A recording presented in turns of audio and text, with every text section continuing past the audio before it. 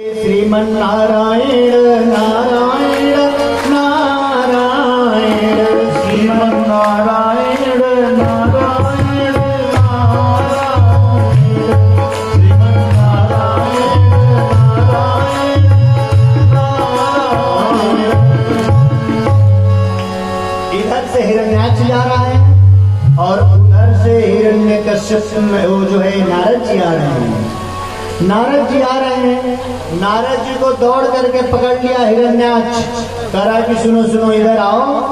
अरे तुमको केवल बीड़ा ही बजाने आता है कि कुछ लड़ने झगड़ने भी आता है?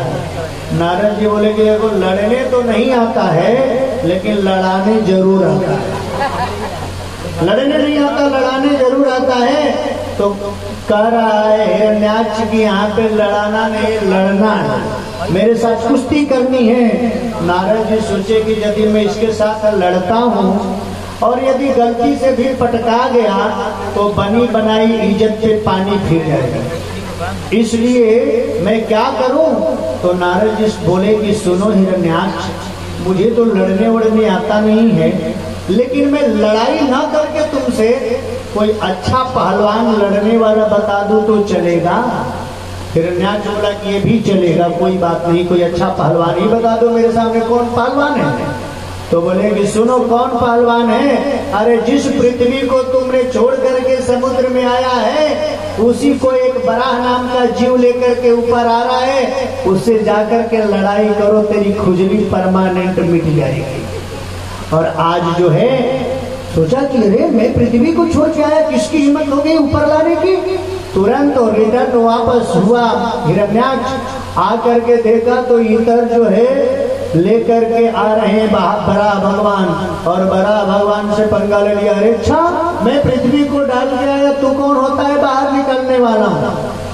और ऐसे नहीं ले जा सकता है, मुझसे युद्ध करना पड़ेगा। बोले बराह भगवान की जो करना पड़ेगा मैं तो लेने के ही ले आया हूँ, लेकर के जाऊंगा।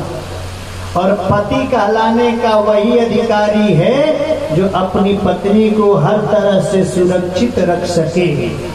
वसुदेव जी देवकी माता को जब कंस मारने के लिए उठाया तो वसुदेव जी कह रहे हैं कि राजन इसे मार दोगे उसका मुझे परवाह नहीं है, लेकिन परवाह इसका है कि जो आप इतने बड़ा राजा बनते हो, दुनिया वाला यही कहेगा कि राजा हो कि अबला स्त्री पे हाथ उठाए, आपका हाथ कलंकित हो जाएगा। और आज छोड़ देते हो देवकी को तो ऐसा नहीं है कि अब अमर हो जाएगी।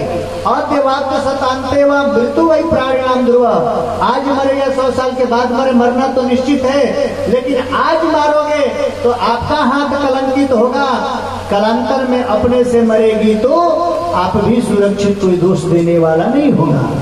उसी प्रकार आज वराह भगवान बोले कि नहीं, पति वही कहलाने का अधिकारी है जो पत्नी को सुरक्षित रख सके। बोले कि मैं तो अपनी पत्नी को लड़ाई करके ले जाना हो, अच्छा जैसे भी हो ले जाने लेके ही ले आया हूँ, लेकर के ही जाऊंगा। और हिरण्याक्ष बोला कि जाने नहीं दूंगा। और हिरण्याक्ष और वराह भगवान में युद्ध हुआ और वराह भगवान जो है उछल करके जो है और हिरण्याक्ष के मुख पे एक मुक्का का प्रहार किए। इतने में जो लड़ाई करने के लिए आए थे परमानेंट जो है खुजली की बीमारी खत्म हो गई। जय जय श्री सीताराम हो गए, उद्धार हो गया। यह आज हिरण्याक्ष का अब पता चला हिरण्यकश्यपु को कि मेरा भाई मारा गया और वराह ने मार दिया।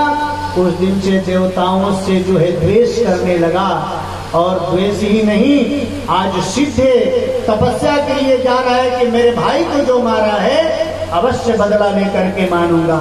जरा ध्यान देना मेरे भाई बंधु, ये हिरण्याक्ष का मतलब क्या होता है? हिरण्याक्ष। और हिरण्यकश्यपु का मतलब क्या होता है?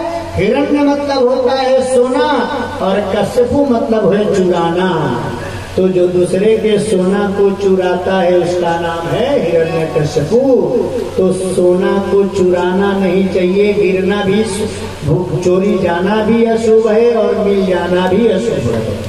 इसी कारण क्योंकि यह नारायण है, हिरण्यकश्यपु तपस्या के लिए गया और इधर आज सुंदर हिरण्याक्ष हिरण्यकशिपु के जन्म की कथा श्रवण सुखदेव जी परीक्षित को कराए, आप लोग भी श्रवण किए। अब इधर कह रहे हैं कि सृष्टि में सुना कि सारे बेटा जब विरक्त हो गए तो एक बेटा, 11वां बेटा जो कर्दम ऋषि हुए, ध्यान से जरा सुनना, तो कर्दम ऋषि के जाने के बाद पिताजी कुपित हो गए कि बेटा तू गृहस्थ आश्रम को नहीं धारण करके संन्यास लेना चाह रहा है, संन्यास धर्म इतना आसान नहीं है, जा। और आज वो कर्दम ऋषि तपस्या के लिए गए हैं, और तपस्या 1-2 वर्ष नहीं 10,000 वर्ष तक कर्दम ऋषि तपस्या किए। और जब 10,000 वर्ष तपस्या किए, तपस्या से जब बाहर आए कर्दम ऋषि, तो ध्यान देना मेरे भाई बंधु, लाखों में कोई 1-2 ऐसे होंगे जिसको काम बाधित नहीं किया हो। आप लोग को पता ही है 60,000 वर्ष विश्वामित्र जी तपस्या किए, लेकिन 1 मिनट स्वर्ग से मेनका नाम की अप्सरा आई और 60,000 वर्ष के तपस्या विश्वामित्र का भंग कर दी।